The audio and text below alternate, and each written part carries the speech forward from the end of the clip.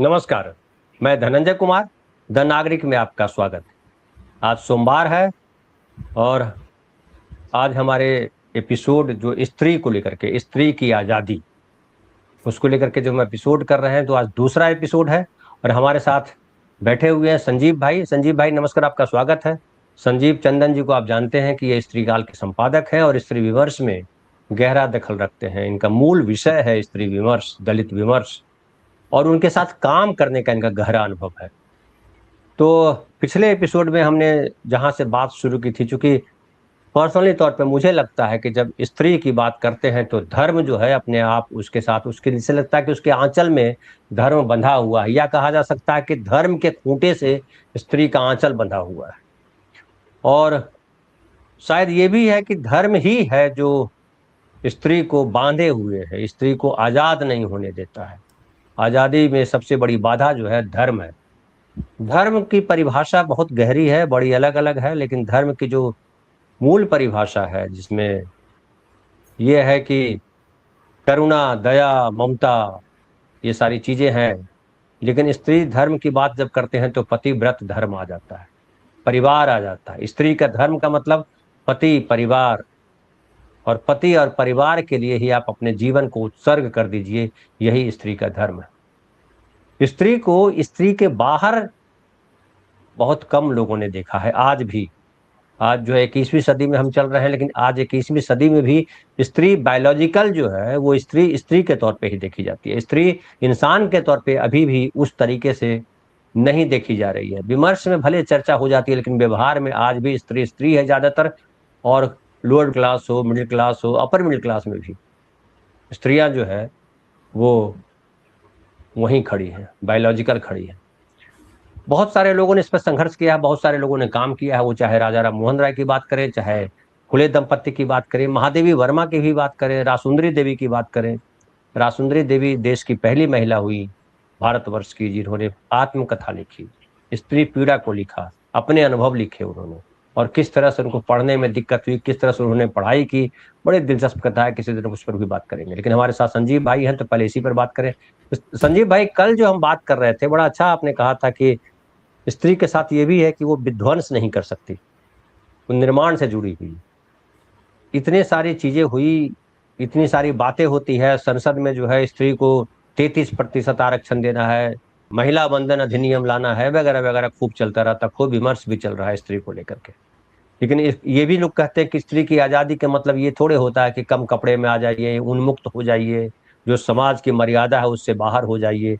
ये सारी बातें ला करके थोप देते हैं स्त्री के ऊपर। क्या आपको लगता है संजीव भाई कि स्त्री के लिए वाकई, मैं फिर से वो लाइन ले रहा हूं क्योंकि वो मैं अभी संतुष्टि तक पहुंचा नहीं, धर्म उसके लिए खूंटा बन गया है? वो धर्म के चारों ओर ही घूमना है स्त्री को, स्त्री इंसान के तौर पर अपनी धुरी पर नहीं घूम पा रही है। इसकी क्या वजह देख रहे हैं आप? हाँ, देखिए धनंजय जी, पिछले सप्ताह की बातचीत में हमने कहा कि स्त्रियां विध्वंस नहीं कर सकती, सृजन कर सकती। तो विध्वंस नहीं कर सकती, यहाँ तो ह्यूमन बीइंग ही विध्वंस नहीं कर सकता। और स्त्रियों का गुण और जिम्मेवारी सृजन है, मैं ये नहीं कह रहा हूँ। ये सामूहिक गुण है, धर्म है, ह्यूमन बीइंग का गुण धर्म हो सकता है। मैं ये कह रहा हूँ कि परिवार के भीतर पति के साथ रहते हुए, बेटे के साथ रहते हुए, पिता के साथ रहते हुए, भाई के साथ रहते हुए, इसमें कोई भी स्त्री एंटिटी नहीं है, तो उसमें वो उसकी भूमिकाएं ये हो सकती है कि वो अपने पिता की हत्या नहीं कर सकती, वो भाई पति से अलग नहीं हो सकती। बहुत रेयर जब चीजें बढ़ती हैं तो डिवोर्स की व्यवस्था है, लेकिन शुरुआती दौर में ही एकदम से पति की सबके अस्तित्व से उसका चूंकि वो परिवार से जुड़ी हुई है, परिवार से बाहर नहीं आ रही है। परिवार को लेकर के भी अलग अलग जो स्त्रीवादी यूनिट हैं या स्त्रीवादी समूह हैं, वो अलग अलग तरीके से बात करते हैं। दलित स्त्रियां अलग तरीके से देखती हैं, ब्लैक स्त्रियां अलग तरीके से देखती हैं, जो वाइट स्त्रियां हैं वो अलग तरीके से देखती हैं, जो सवर्ण स्त्रियां हैं वो अलग तरीके से देखती हैं। तो उनकी जो कहीं भी है, हम आप दो मित्र हैं, तो दो मित्र आपके जो गुण दोष हैं तो उसको दूर करने में हम उतने कटु नहीं होंगे जितने किसी अपरिचित के साथ हो सकते हैं। मतलब उतने कटु नहीं, मतलब उतने निर्णायक हो सकता है कि निर्णय लेने में समय लगे, थोड़ा सा एक उसके लिए कांता सम्मित एक जो है उहापोह की स्थिति कहते हैं, करें न करें, क्या करें न करें, किंग करता है विमूढ़ वाली स्थिति बन सकती है। हम सोचते ऐसी हैं स्थिति वापस होती है, वापस उसमें फिर सोचते हैं निकलना वापस होता सोचते है। नहीं होता है। जी बिल्कुल। संस्कृत में उसको एक कहा जाता है कांता सम्मित उपदेश। स्त्रियां अपने पति को कहती हैं, लेकिन कहने के तरीके में स्नेह, प्रेम, अनुरोध, ये भाव होता है। उसको कांता सम्मित, इसीलिए वो पत्नी की तरह का उपदेश दिया जाना। उपदेश यदि कहा जा रहा है तो कटु भी हो सकता है। तो खैर, इसलिए मैं कह रहा था उनकी जिम्मेवारी नहीं है, लेकिन वो एक ऐसा परिवेश है कि उससे बाहर वो जो किंग कर्तव्य विमूढ़ता की स्थिति आती है वो आती है।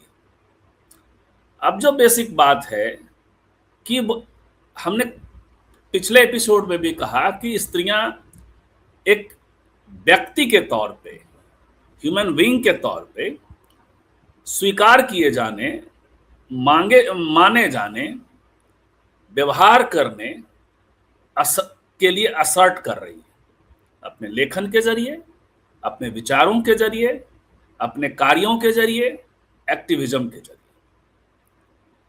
तो ये है, इसलिए कहीं भी ऐसा नहीं है कि वो इस उनका जो अपना एक व्यक्ति के तौर पे, एक पर्सन के तौर पे जो अस्तित्व है, उसको किसी तरह से किसी भी संस्था को लेकर के यदि वो गिरवी रख दिया गया है, ऐसा नहीं है। धर्म है, लंबे दौर से चूंकि अनुकूलन हुआ है, तो पुरुष का स्त्री दोनों का हुआ है। कल भी हमने कहा कि इसके जो निर्माता हैं वो पुरुष हैं। कहीं भी पूरे दुनिया भर के किसी भी धर्म में आप देखिएगा तो ज्यादातर, इवन जो भारत में देवियों को लेकर कहा जाता है कि देवियां हैं, और वो थोड़ा अलहदा बात है। देवियां और जगहों पे भी रही हैं, लेकिन देवियों का जो कल्ट है वो यहाँ देवी परंपरा ज्यादा विकसित फॉर्म में है। लेकिन वहां भी क्या है, वहां भी पुरुष अंतिम है। वहां भी इवन जैसे दुर्गा की कल्पना को आप देखिए ना, देवी दुर्गा कैसे आती हैं। देवी दुर्गा आती हैं तो उनको जो हथियार है वो सब पुरुष देवताओं से मिला हुआ है। शक्ति उनको जो मिली है वो पुरुष देवताओं से मिली है। कथाएं, पुराण कथाएं जो हैं जिस तरह से रची जा रही हैं, वो शंकर से जब वो टकराती हैं, भगवान शंकर से उनका पैर होता है, तो उसमें भी रिलेशनशिप के भीतर है। क्योंकि भारत में अवतारवाद है और भारत में देवताओं के साथ जो है वो एक, चूंकि उनका एक पर्सोनिफिकेशन होता है, इसीलिए देवता माँ बाप आदि इत्यादि हैं। अब पंडित लोग उससे थोड़ा आगे बढ़ जाते हैं।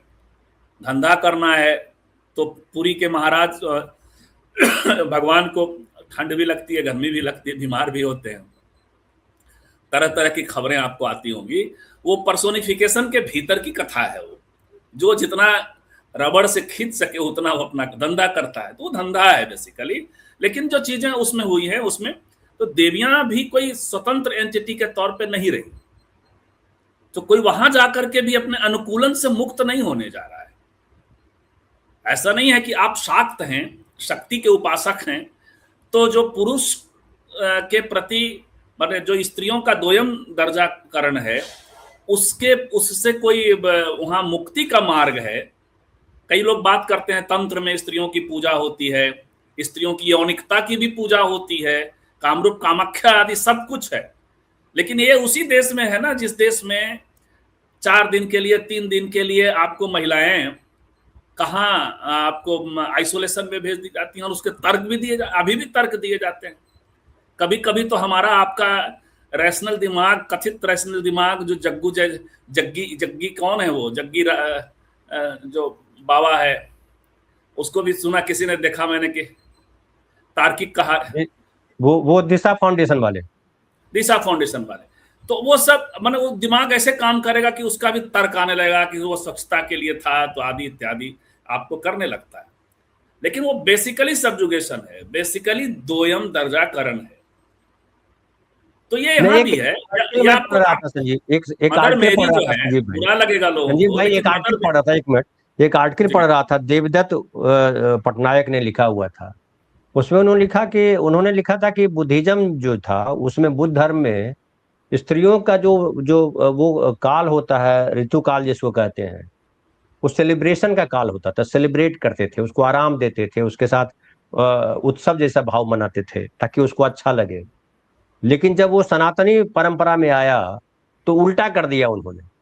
वो उस काल को जो है वो छूत वाला काल में डाल दिया कि वो निकृष्ट है, उसको उधर रख दो। मतलब चर्चा तो यहाँ तक हुई कि भाई उसको गौशाले में जाकर के स्त्री को छोड़ आते थे कि गौशाले में रहेगी, घर भी नहीं आएगी, वो भगवान की छाया नहीं, अचार पे छाया नहीं, फलाना नहीं, तमाम। मतलब स्त्री जो ऋतु काल है, जो सृजन का बेस है, उसको ही इतना घटिया तरीके से देखा सनातनियों ने, जो कि बुद्धिज्म ने किसी और तरीके से देखा, बुद्ध धर्म मानने वालों ने किसी और तरीके से देखा। वो देवदत्त पटनायक का मैं आर्टिकल पढ़ रहा मनु था, पता। जी जी।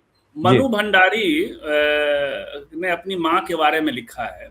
उनकी सास यानी मनु भंडारी की दादी ने उनको बहुत प्रताड़ित किया, और वो इन्हीं दिनों में सीढ़ियों पे सुलाई जाती थी चेन से बांध कर।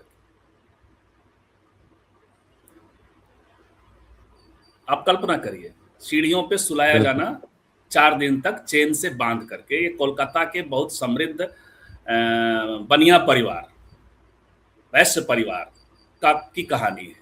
तो है ये, लेकिन देखिए वो खेती से भी जुड़ा हुआ मामला है। उसमें सृजन, वो वहां वो बेसिक सृजन है।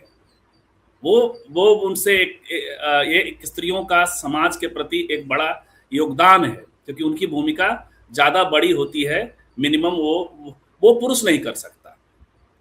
वो नहीं, प्रकृति उसमें संपन्न। भी अगर देखिए, तो स्त्री जो है, जो माँ नहीं बन सके, उसको आप जो है निग्लेक्ट कर देते हो और बोलते फिर हो कि उसकी कहानी अलग बन दुर्भाग्यशाली है, जाती। कुलटना बिल्कुल है, बिल्कुल। फलाना है उस है ना। उसका जो और महिमाकरण, जो माँ बनने का बेस है, जो ऋतु काल जो है माँ बनने का बेस है, रजस्वला समय जो है माँ बनने का बेस है, उससे इतनी नफरत है आपको, इतना दूर उसको करती है। ये धनंजय जी, कंट्रास्ट बड़ा ये खतरनाक है। कथा 1-2 एपिसोड में खत्म नहीं होने वाली है। बिल्कुल क्योंकि नहीं, खत्म अनुकूल, करना नहीं पहले चाहता तो हूं मैं। आपने पूजा कर दिया। भारत में तो जी। नार्यस्तु यत्र पूज्यन्ते रमन्ते तत्र देवता है। वो भी बार बार आप, मनुस्मृति ने कहा, मनुस्मृति ने कहा। और और ये बार बार इसको आप जो है इसको उद्धृत लोग करते हैं। लेकिन ये कथा साथ में है जो आप बता रहे हैं, साथ में जो व्यवहारिकता है, जो पुराण कथाएं हैं, जो दूसरी और कथाएं हैं, इंक्लूडिंग जो मनुस्मृति है, वो व्यवस्था तो यहाँ दे रही है। और स्त्री की जिम्मेवारी अनसाइंटिफिक तरीके से आज भी, यदि स्त्रियां बच्चा नहीं जनती हैं, बेटा नहीं जनती हैं, जो एक्स वाई क्रोमोजोम का खेल है जिसका मात्र पुरुष जिम्मेवार है, लेकिन उसकी जिम्मेवारी महिला ढो रही है। और वो सब इससे जुड़ता है, आर्थिक गतिविधियों से।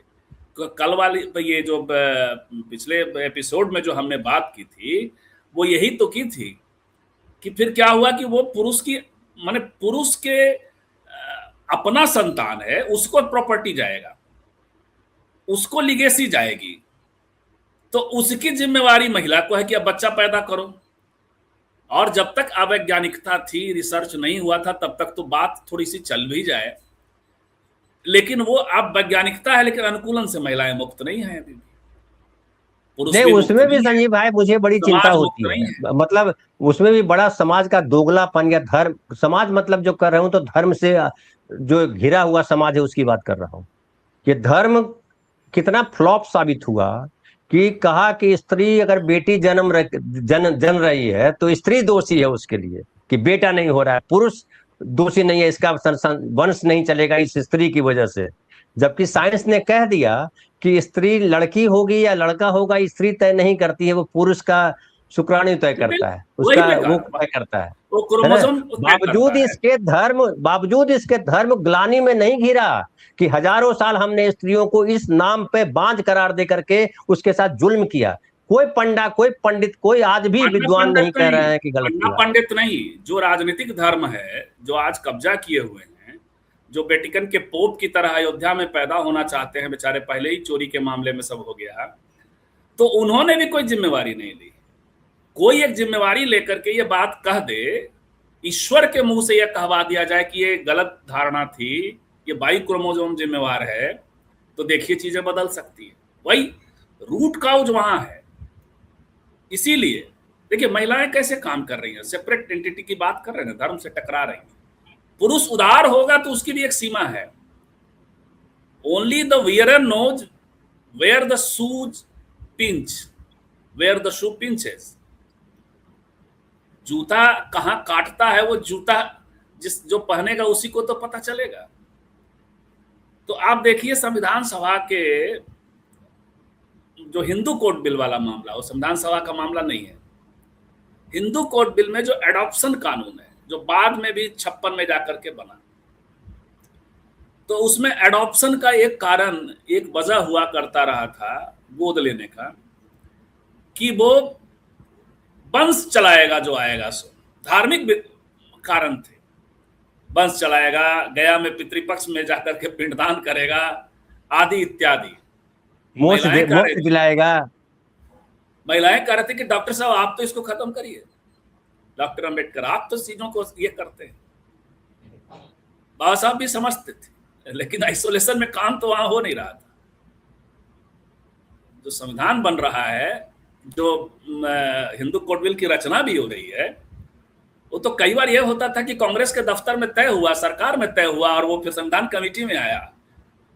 उसमें फिर बाबा साहब कई बार कंप्रोमाइज करने के लिए बाध्य होते थे। लेकिन महिलाएं समझती थी कि हमारा कौन है, हमारा तो नेहरू है और हमारा अंबेडकर है। नेहरू से ज्यादा अंबेडकर है, क्योंकि नेहरू सरकार में है, नेहरू को सरकार चलाना है, तो नेहरू कई बार कंप्रोमाइज करते हुए आपको दिखाई पड़ेंगे। तो महिलाएं जो हैं वो कायदे से ये बात कर रही हैं धर्म को लेकर कि हमेशा सजग हैं, हमेशा सचेत हैं। एक और उदाहरण देता हूं, यूनाइटेड नेशन में संविधान सभा की 15 महिलाओं में से एक महिला थी, जाती थी, वो यूनाइटेड नेशन की मेंबर थी। उसकी सब कमेटियों में जब बन रहा था, ह्यूमन राइट्स का चार्टर बन रहा था, तो उसमें शब्द आया man, all men are equal. उन्होंने कहा नहीं, मेन शब्द का इस्तेमाल नहीं होना चाहिए। हालांकि जो ब्रिटिश महिला थी उन्होंने कहा कि या आयरिश थी या पता नहीं, मतलब कुल मिला के वेस्टर्न महिला थी, तो उन्होंने कहा कि नहीं, मेन का अर्थ तो आप समग्रता में भी ले सकते हैं, ह्यूमन भी ले सकते हैं। कि वो कैसे हो सकता है, मेन तो मेन है, मेन के साथ भी मेन है। तो ये महिलाएं कितनी सजग थी। हंसा मेहता वहां जाके बात करती है कि आप ह्यूमन बीइंग का इस्तेमाल करिए। बाद में आज आप देखिएगा जो ह्यूमन राइट्स चार्टर है यूएन का, यूनाइटेड नेशन का, उसमें आपको ह्यूमन बीइंग मिलेगा। तो हर पग पे, इसीलिए देखिए आजकल हुआ क्या ना, जब बाइनरी में फंसते हैं ना। आज मुझे किसी ने कहा कि कोई फलानी अभिनेत्री पटना में आई थी, उसको सुनने गए कि नहीं। हमारे मित्र ने पूछा वो गए थे, क्यों नहीं आए। हम बोले हिंदू मुस्लिम के दायरे में सोचते हैं, तो ये हिंदू मुस्लिम दायरे की एक सेलिब्रिटी है। मैंने ऐसा क्यों कहा, इसके बावजूद कि आप समझते हैं कि अल्पसंख्यकों के प्रति रिश्ते से लेकर के वैचारिक तौर पर अभी भी जो हम बात करने जा रहे हैं, क्योंकि वहां जब आप बात करते हैं तो बहुत सारे प्रश्न जो खुद मुसलमानों के हैं वो भी दबते हैं, कास्ट के हैं जिसमें मुसलमान भी घिरे हुए हैं वो भी इग्नोर होते हैं, और जो महिलाओं के प्रश्न हैं जो हिंदू और मुसलमान दोनों समाजों के, इसका खतरा ये रहा हिंदू और मुसलमान के दायरे में सोचने के कि हिंदू कोड बिल तो उस दौर में चर्चा में आ गया। प्रोग्रेसिव मुसलमान कह रहे थे हमको क्यों छोड़ रहे भाई, महिलाएं कह रही थी हमको क्यों छोड़ रहे। लेकिन हिंदू मुसलमान के दायरे में डोमिनेंट जो विचारधारा है, जो सत्ता में बैठी हुई विचारधारा है, जो उस वक्त जाहिर है कांग्रेस की थी और कांग्रेस के भीतर एक धारा थी, तो वो कह रहा है कि नहीं, मुसलमानों ने तो निर्णय लिया है पाकिस्तान को छोड़ के यहाँ रहने का, तो थोड़ा सिंपैथाइज होते हैं। ये वाली सोचती है कि अरे मुसलमान तो विलन है, मुसलमान तो हमारा शत्रु है, हिंदू राष्ट्र का हिस्सा ही नहीं है। दोनों दो तरह से सोचते थे, लेकिन उस सोचने में फर्क था, लेकिन हिंदू मुस्लिम के दायरे में सोच रहे। तो जब आप हिंदू मुस्लिम के दायरे में सोचेंगे धनंजय सर, तो आज की तारीख में तमाम गड़बड़ियों को लेकर धनंजय कुमार भी और संजीव चंदन भी कहीं न कहीं कहते हुए पाए जा सकते हैं कि आज जो व्यवस्था में गड़बड़ियां है उसका जिम्मेवार दलित है, उसका जिम्मेवार, हर आइडेंटिटी बदल जाएगी तो बदल जाएगा। कोई कहता है पिछड़ा है। मैंने कई ब्राह्मण सवर्ण मेल पुरुष को देखा है जो कांग्रेस के जबरदस्त समर्थक हैं, राहुल गांधी के समर्थक हैं, लेकिन वो अखिलेश यादव को सुबह उठ के मायावती को और दूसरे लोगों को जिम्मेवार ठहराएंगे, गैर ब्राह्मण को ठहराएंगे, गैर सवर्ण को ठहराएंगे, जो ओबीसी है वो दलितों को ठहरा रहा है, जो पुरुष है वो महिलाओं को ठहरा रहा है।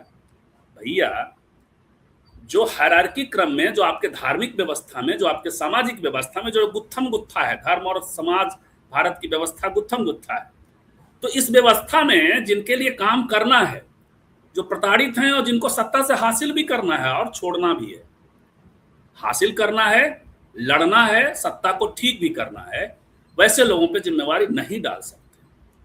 प्रोसेस को समझना होगा। यदि आप इसी को देखिए कि जो औपनिवेशिक दौर है, अंग्रेजों का जो दौर है, उस समय महिलाएं क्या कर रही थी, सवाल महिलाओं का इसलिए, तो उस समय महिलाएं ये कर रही थी कि उपनिवेशवाद के खिलाफ बोल रही थी, राष्ट्रवाद के साथ, वादी आंदोलन जो कांग्रेस के नेतृत्व में था उसके साथ थी लगभग ज्यादातर, जो खास करके जो वर्ण व्यवस्था की महिलाएं, इससे कहिए दलित महिलाओं का अपना अलग आंदोलन था, अलग तरीके से चीजें चल रही थी। कुछ दलित महिलाएं यहां भी थी, अपनी संस्थाएं बना रही थी, लेकिन और एक तरफ आलोचना कर रही थी ब्रिटिश सरकार की और दूसरी तरफ ब्रिटिश सरकार से बार्गेनिंग भी कर रही थी, ताकत भी ले रही थी, मेंबर बन रही थी, समितियों में जा रही थी। जिस समय कांग्रेस या बड़े नेता यहाँ के साइमन कमीशन का या मॉन्टेग्यू चेम्सफोर्ड सुधार का या गोलमेज सम्मेलन का विरोध कर रहे होते हैं, उस समय महिलाएं एक तरफ कांग्रेस का समर्थन कर रही होती हैं, दूसरी तरफ अपना प्रतिनिधि बैकडोर से भेज रही होती है, कहने से नहीं छूट रही होती हैं, मांग रही होती है। और भाषा के स्तर पे जो माइनॉरिटी, जैसे उस समय इस्तेमाल करती थी माइनॉरिटी टर्म, उस समय इस्तेमाल करती थी आपके वो डिजेबिलिटी टर्म, ये सब टर्म दलित आंदोलन के थे। और मुसलमानों के का जो वर्ग है, जो जिन्ना वाला समूह है, उसके टर्म थे माइनॉरिटी वाला, और ये टर्म फिर उसी में फिर डिजेबिलिटी आता था। ये सब शब्दावली है जो कांग्रेस से अलग है, जो कांग्रेस की मुख्य धारा से अलग है, और कांग्रेस में भी है। गांधी जी की बहुत सी भक्त हैं, गांधी जी के साथ हैं, लेकिन गांधी जी से अलग हैं। इसीलिए गांधी जी बेचारे करते क्या थे कि उसमें वो कर लेते थे कि ये पश्चिम की शिक्षा प्राप्त महिलाएं हैं, लेकिन उनके साथ वो तालमेल रखते थे। कांग्रेस की महिलाएं थी, ऑल इंडिया विमेन कॉन्फ्रेंस की महिलाएं थी। तो ये है धनंजय जी, तो उस आईने से अब जरा आप इस वक्त को देख लीजिए, जहां आपकी मूल चिंता है। मैं समझता हूं कहां से चिंता जन्म ले रही है।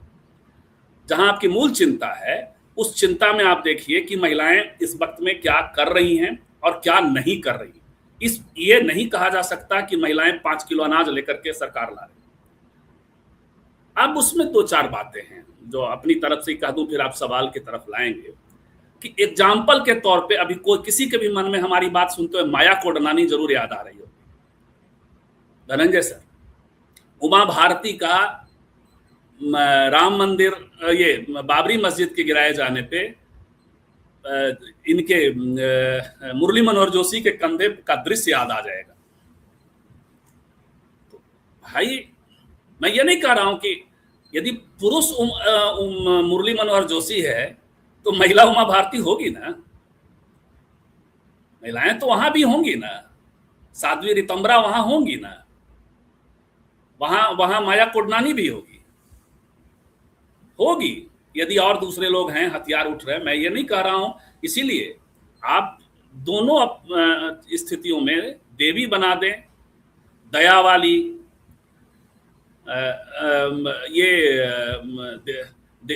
बहुत माने देने वाली, कोऑपरेटिव है, बहुत उदार होती है महिला, ये सब अनिवार्य रूप से आप डाल देंगे तो संकट है।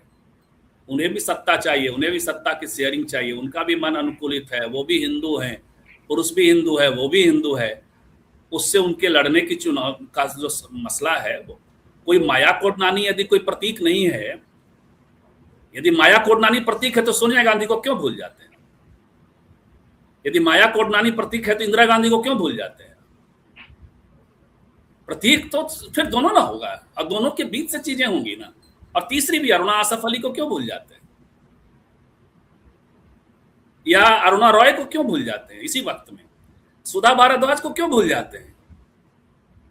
तो जिनके मन में माया कोडनानी याद आ रही होंगी, उनके मन में तो सुधा भारद्वाज भी आना चाहिए ना। बिल्कुल बिल्कुल, जो इसीलिए सुधा भारद्वाज को तो बिल्कुल आना चाहिए। सुधा आना चाहिए। भारद्वाज की जो कहानी है, जो सुधा जी भारद्वाज के जीवन है, कहानी मतलब जो जीवन है, वो तो बेहद जो है जबरदस्त है। बिल्कुल। इसी वक्त में काम करने वाली, अब लेखन के क्षेत्र में यदि हम आएंगे तो अब जैसे उर्मिला पवार है, जो वहां तो और भी है, वहां तो लेखन भी है और एक्टिविज्म भी है,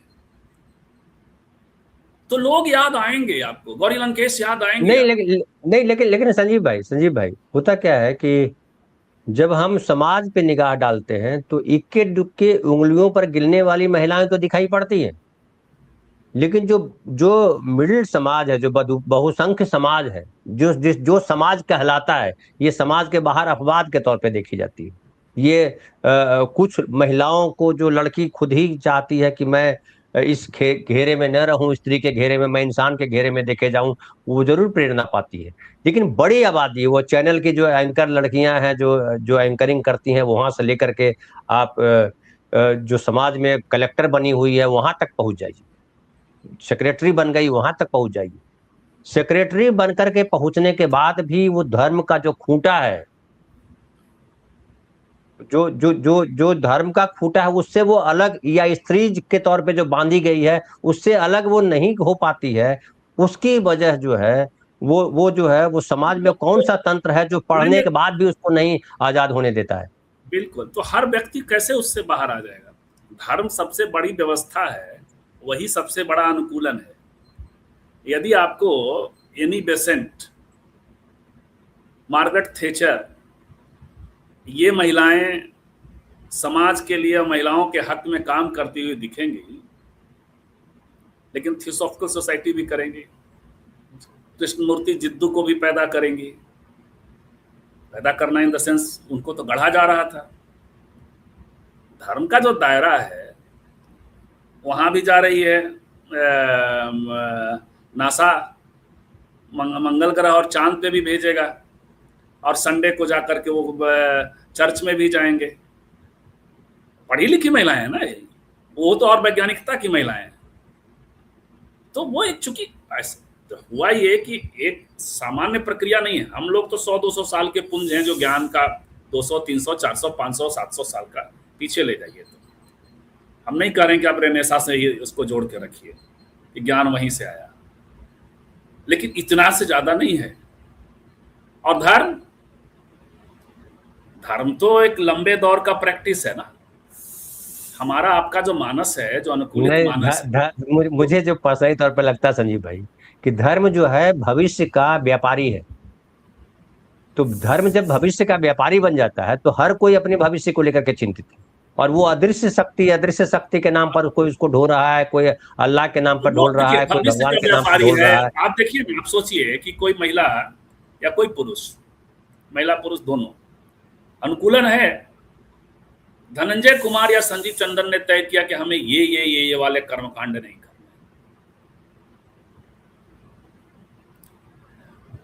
यदि आपकी आर्थिक और सामाजिक हैसियत ऐसी है कि आप उस, जो आपके समाज के जड़ है, या जिसके बीच उठते बैठते हैं, जहां आपके दादा, फूफा, काका, चाचा, नाना, मौसा, जिससे आपका व्यक्तित्व बनता है,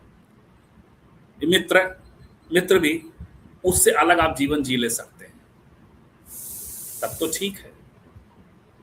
यदि आप उससे अलग जीवन नहीं जी सकते हैं तो आप पर जो दबाव तंत्र काम करेगा, जो आपको जिम्मेवार बनाएगा कि आपने ऐसा छोड़ा तो ऐसा हो गया, ऐसा नहीं छोड़ना चाहिए था, ऐसा करना चाहिए, तो इसलिए देखिए बड़ी मुश्किल होती है एक ही जगह पे, एक तौर पे। जैसे आपको कहीं और नहीं जाने देता हूं, मैं बताता हूं। सबसे अच्छा एग्जाम्पल है, धर्म से तो बाहर निकले, बौद्ध धर्म की तरफ गए, हिंदू धर्म से बाहर निकले, लेकिन रमाई का जो आग्रह है पंढरपुर जाने का, बाबा साहब उसके साथ कैसे डील करते हैं।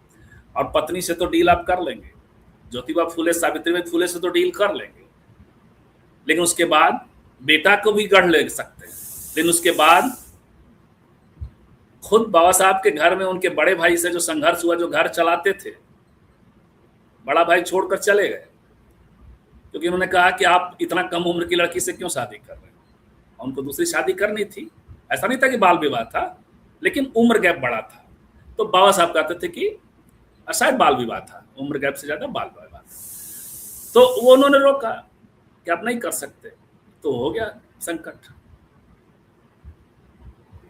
तो आप समझ रहे हैं, इसलिए वो जो जिसको आप आईएएस को देख रहे हैं या जिस किसी को भी देख रहे हैं धार्मिक दायरे में, सामाजिक दायरे में, वो तो ताकत लेती है या लेता है ना आदमी, समाज से लेता है, समूह से लेता है, नहीं तो खत्म हो जाएगा। तो इसलिए बड़ी बड़ी बड़ी स्लो मोशन है, बहुत स्लो प्रक्रिया है, इतना आसान नहीं है। और उसमें सब गुत्थम गुत्था है, राजनीति गुत्थम गुत्था है, पावर गुत्थम गुत्था है, मनोविज्ञान गुत्थम गुत्था है, चेतना गुत्थम गुत्था है, उससे चीजें आगे डेवलप होती हैं। धनंजय सर अनम्यूट करिएगा, आप अनम्यूट करिए खुद को। पिछले एपिसोड में कुछ कमेंट्स हैं, उसमें शोभना जोशी जी एक लिख रही हैं। शोभना जोशी जी की हमारे रेगुलर दर्शक हैं और साहित्य से उनका सरोकार कहीं ना कहीं दिखाई पड़ता है उनकी बातों में। वो लिख रही हैं कि ये कितनी अजीब बात है कि स्त्री स्वाधीनता के लिए प्रयासों का आरंभ पुरुषों ने किया, शायद मेरी जानकारी अधूरी हो। वो कह रहे हैं कि शायद जानकारी अधूरी हो, लेकिन किया। उसके बाद एक और सुरेश चौधरी जी कह रहे हैं कि निर्माण में सामग्री काम करती है, सामग्री का मिश्रण होना भी आवश्यक है। तो ये जो कह रही है कि पुरुषों ने शुरुआत की इसकी, इसको किस तरह से देखते हैं?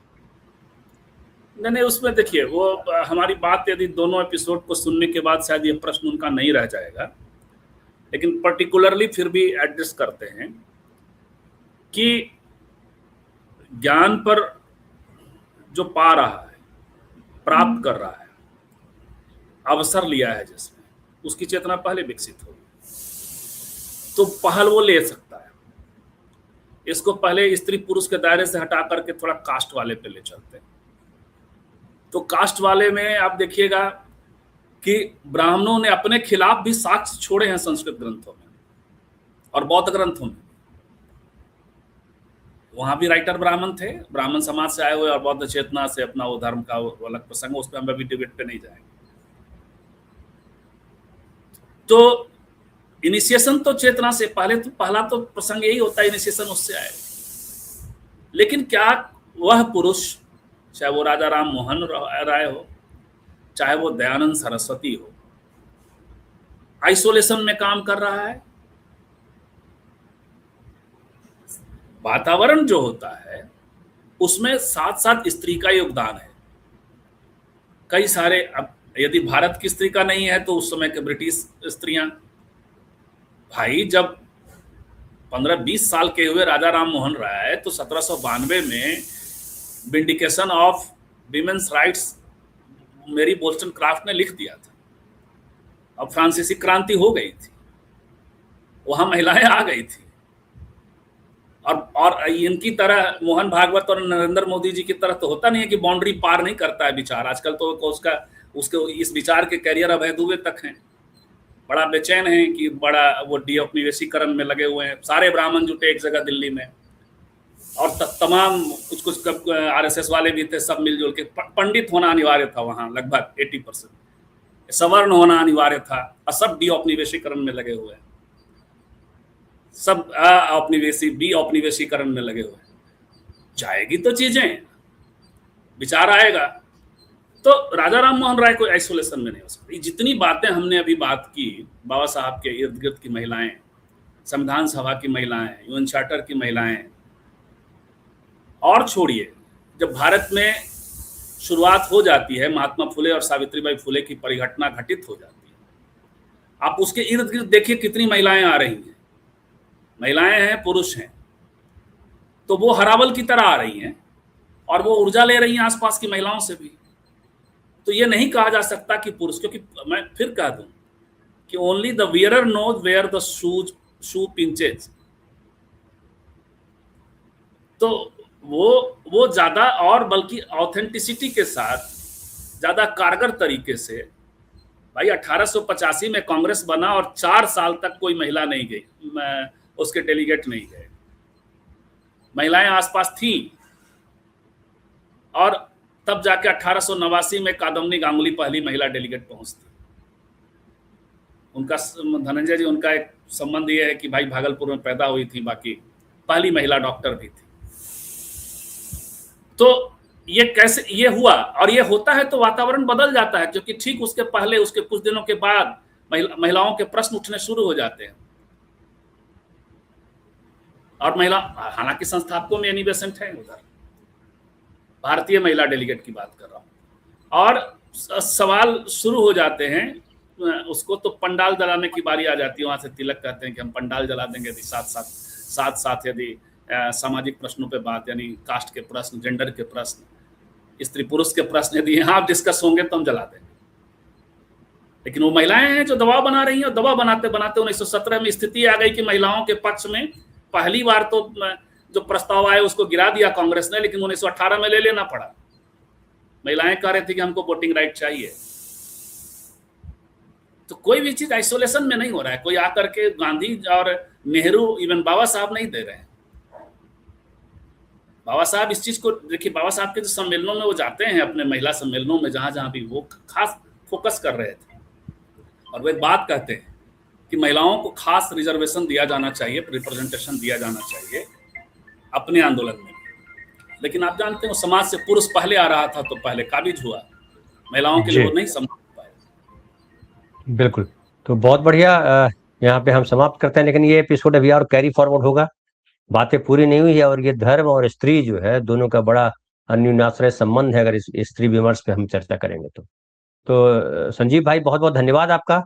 और धन्यवाद आप तमाम साथियों का जो आप देख रहे हैं, प्रतिक्रियाएं दे रहे हैं। ऐसे ही प्रतिक्रियाएं देते रहिए, अच्छी प्रतिक्रियाएं देखिए, दीजिए, अपने विचार भी रखिए। बहुत बहुत धन्यवाद, शुक्रिया।